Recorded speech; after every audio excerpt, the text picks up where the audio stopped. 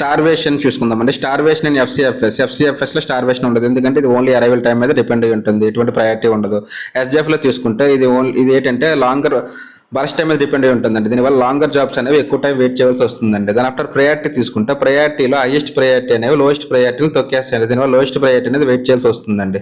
Round రాబిన్లో ప్రతిదానికి కూడా equal times ఉండడం వల్ల దీంట్లో స్టార్వేషన్ అనేది ఉండదండి. మల్టీ లెవెల్ క్యూలో తీసుకుంటే ఇందులో ప్రతి క్యూలో డిఫరెంట్ ప్రయారిటీస్ ఉండడం వల్ల స్టార్వేషన్ అనేది కంపల్సరీ ఉంటుందండి. అలా మల్టీ లెవెల్ ఫీడ్బ్యాక్ క్యూలో తీసుకుంటే మల్టీ లెవెల్ ఫీడ్బ్యాక్ క్యూలో ఎటువంటి స్టార్వేషన్ ఉండదండి, ఎందుకంటే క్యూస్ మధ్య ప్రాసెస్లు అనేవి షిఫ్ట్ అవుతూ ఉంటాయి కాబట్టి దీని మధ్య స్టార్వేషన్ అనేది ఉండదండి.